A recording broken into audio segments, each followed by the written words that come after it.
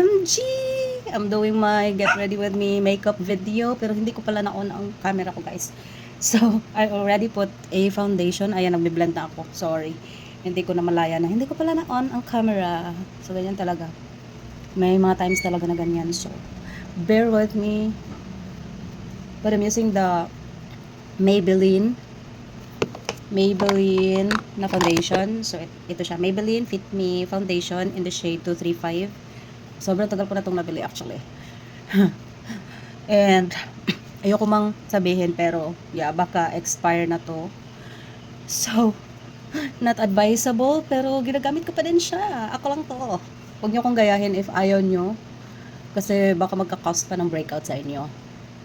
Pero ako, so far, ito lang din naman yung ginagamit ko. Hindi ko siya tinapon kasi ang dami nung nabili ko nung time na namili ako. Kasi mura nung time na yon. Tapos hindi ko siya maubos. Kaya ngayon, uubusin ko na muna siya. And so far guys, wala naman akong breakout. And it still works for me. So, it's okay. Sayang kasi kapag itapon. Pero kung ayaw nyong mag-risk, huwag nyo na gamitin kapag expire na. Kasi baka mag-breakout pa kayo. Ako ginamit ko lang to kasi wala namang breakout sa akin. And it still works the same nung binili ko siya. So, nag-concealer lang ako. I'm using the, I think this is from YOU na concealer, the Nutriwear Complete Cover Concealer. Ayan. Meron akong goal this time na hindi na muna ako bibili ng any makeup product habang hindi ako naka-empty ng bottle. Say for example, for foundation, bibili lang ako ng bagong foundation kapag nakaubos ako ng isa. So, eto, ubusin ko na muna tong bottle na to and then after that, saka ako bibili ng bago. Kasi sayang tong mga makeup ko dito, hindi siya magagamit. And dati kasi nagme-makeup ako sa mga kasama ko sa church. Like, graduation makeup, ganun. So, magagamit yung mga gamit ko. Wedding makeup, sa mga bridesmaid, ganun. So, magagamit siya. Pero ngayon, dito, wala akong ibang makeupan kundi sarili ko. Kaya ubusin muna natin to. I'll be on silent mode na lang. I'm using this Bayfree Cosmetics na Thickening Eyebrow Gel Mascara. Ito yung pinakagamit na gamit ko these days na nag-work na ako kasi sobrang dali niya lang gamitin. And then, ita-touch up ko na lang siya ng pencil if meron siyang mga blank spaces. Blank spaces. Basta alam nyo na yan, guys. Tina-touch up ko siya ng pencil. Yung may mga walang buhok. Ganun.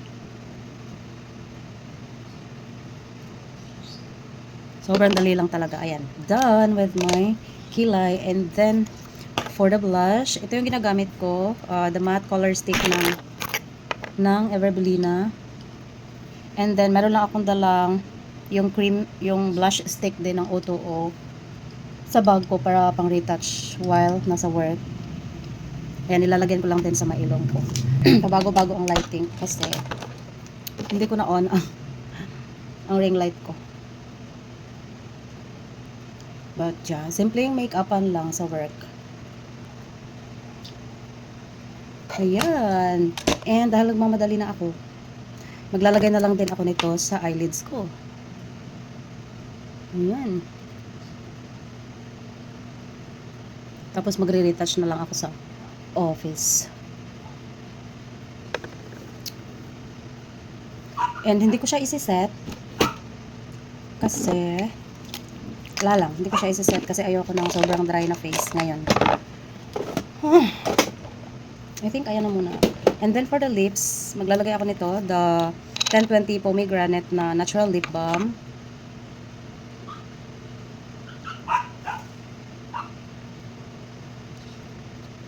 Sabi ko, magsa-silent mode na ako, pero hindi na pala. Ayan, sobrang ganda ng lip balm na to, guys. And then, after that, ipapatong ko tong O2O na bullet lipstick. This is matte lipstick, pero ginagamit ko siyang, like, ganito yung pagkagamit ko.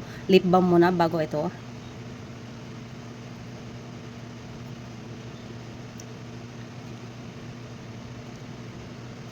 Yes, nawawalang bisa yung pagka-matte niya kasi meron siyang lip balm sa ilalim.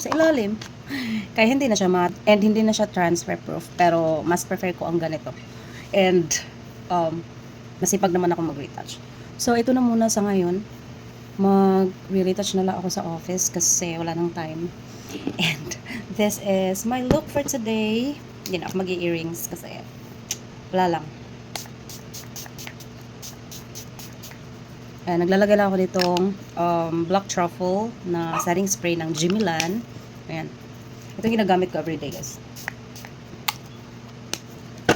So, yeah. I'm good to go. I think this look is okay. And see you on my next one. Bye!